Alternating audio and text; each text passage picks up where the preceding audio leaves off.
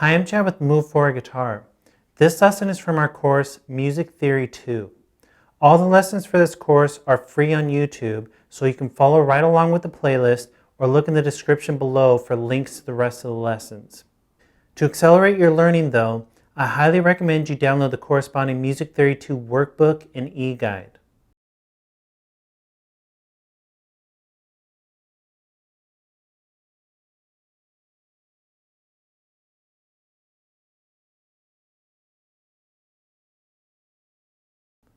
To learn more about the workbook and eGuide, click the link on the screen or look in the description below. Welcome to Music Theory 2, Lesson 3. In this lesson, I'm going to teach you interval shapes. Now that you understand intervals on one string, I'm going to teach you what are called interval shapes. And an interval shape allows you to play the two notes at the same time since you're moving one of the notes off of the same string. For example, if I was to play this note and then play a whole step up this note, that's a major second interval, but I can only play these notes one at a time, or what's called melodically, because they're on the same string.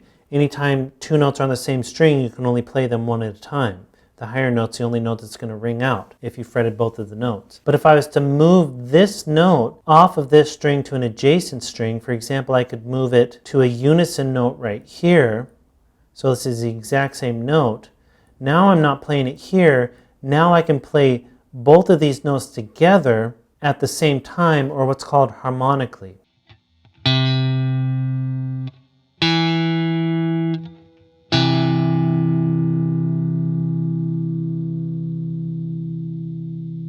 And this is important for multiple reasons. One, you can just play interval shapes and come up with really cool musical parts. Here's an example of that.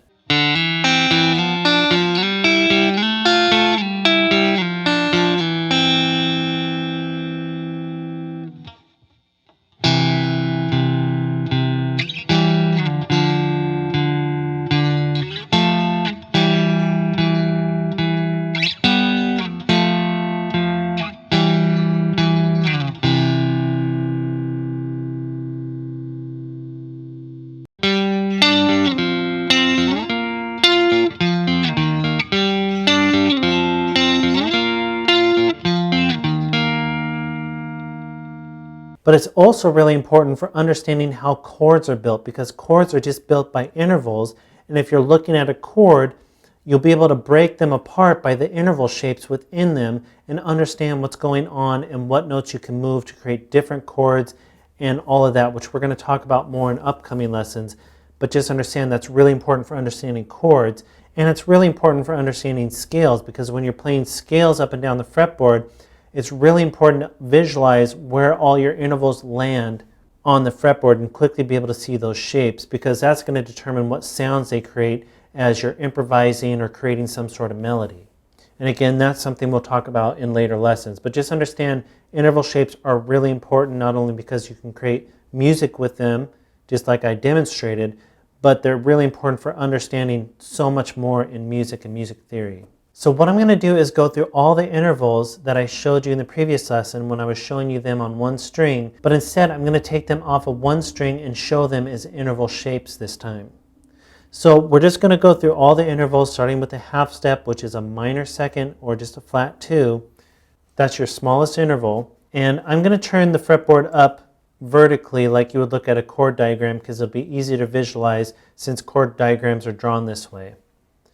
So we're just going to start on this note. It doesn't matter that this is an A note. That's not important at all. We're just using this as our tonic, or it would be a root note if it was a chord that we were building.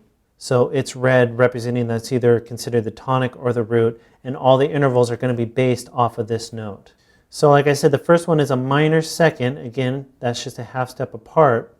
If we were to show that on as an interval shape, it would look like this. So from this note on the 6th string to this note on the 5th string is the same distance as this note to this note on the same string. I have these on different places on the fretboard, so this is actually a G note right here, but don't worry about the note names. We're only talking about interval names right now. I'm just talking about the distances between the notes. So this is a half step apart on one string, but really this is a half step apart. It's just not on one string. Now it's on two adjacent strings. but it's still a minor second. Because if I was to play this note right here on the same string as my root or tonic, it'd be right here, because this note right here is a unison note to this note. So these two notes right here are unison notes, meaning the exact same note, exact same pitch. But if I moved it from the same string to the adjacent string, this is the interval shape that you are left with, and you can play this harmonically now. You can play the notes melodically one at a time, but you can also play them together harmonically. So as I'm going through all the shapes on the screen, I'm going to break away after each and play them on the guitar. And that's so you can actually see them played on the guitar, but more importantly, I want you to hear the sounds of all the intervals. And that's something really important that you need to get in your ears, start learning early on, because it's going to set you way ahead. The sounds of the intervals are really important when you're playing scales or chords or improvising or coming up with your own chords. You need to know what each interval sounds like. And some of these intervals are going to sound really probably bad to you or off, and that's called dissonant. And that's not necessarily a bad thing. Dissonance isn't a bad thing, but you have to use it sparingly. And the more you hear more dissonant sounds, the better they can sound to you because you're used to the sound.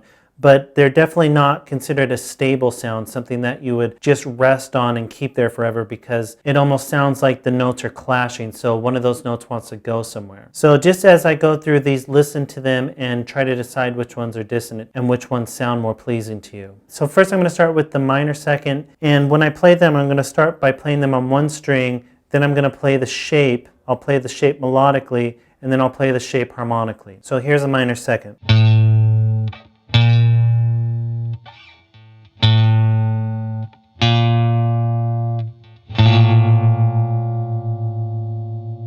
And just so you know, that's definitely a dissonant sound.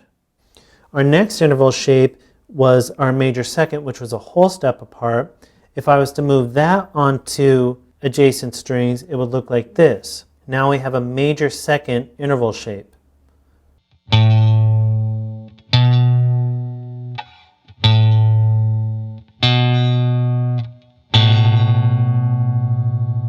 And hopefully you can see that all that's happening is the note that was here is just moving up half a step at a time. So our minor second looked like this, our major second looks like this. This note just moved up half a step. Just like if it was on the same string, it'd be moving up half a step. You'd have minor second from here to here, but then you move up another half step from here to here would then be a major second. And again, it's just because these notes are unison notes. That's how we're able to play them on adjacent strings.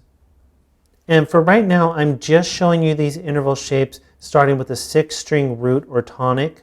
You can do these on any of the string sets, but I'm just keeping it here for now, and in the next lesson I'll show you how to go through the different string sets.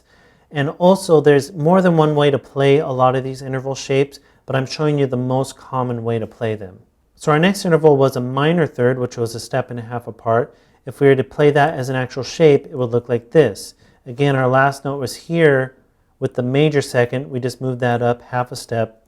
Now we're left with a minor third or flat 3 interval shape.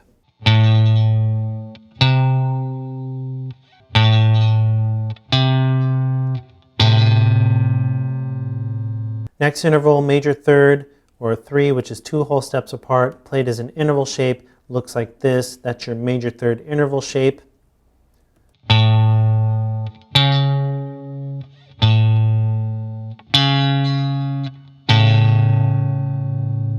Next one is your perfect fourth, or just your 4. That's 2.5 steps apart if it's on one string. Played as an interval shape, looks like this.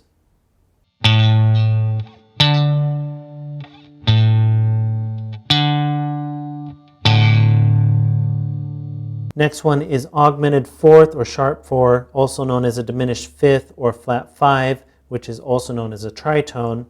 It's 3 whole steps apart. Played as an interval shape would look like this.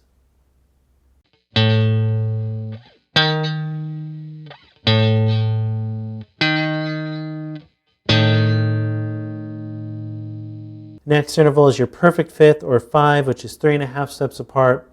Played as an interval shape would look like that.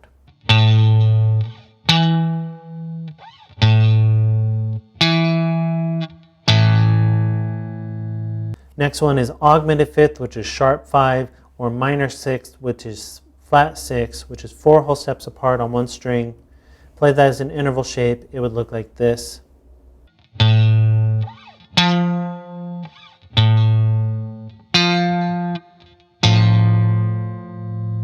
Another common way to play it is to move this note down towards the floor one string to there, and that's another common way to play an augmented fifth or a minor sixth.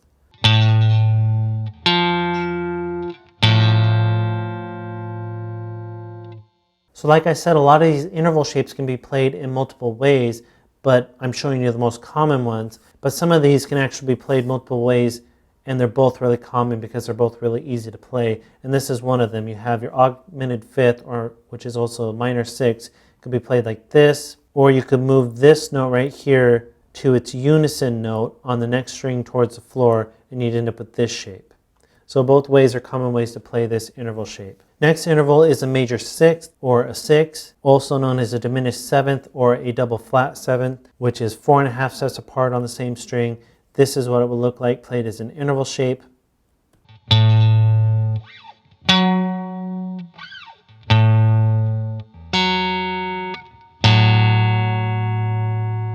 Next one is a minor seventh or flat 7, 5 whole steps apart on the same string.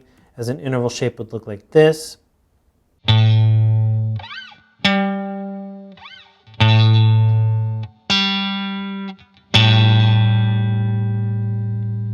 Next one is major seventh or 7, 5.5 steps apart on one string, played as an interval shape would look like this.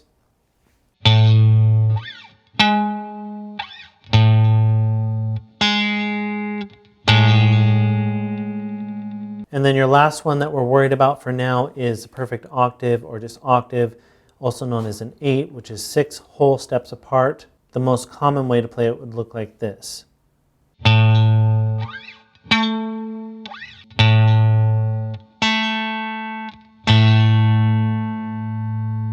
So now I'm just going to go through each one again, but I'm going to show you on the guitar so I can play them one after another just so you can hear the differences between all of them.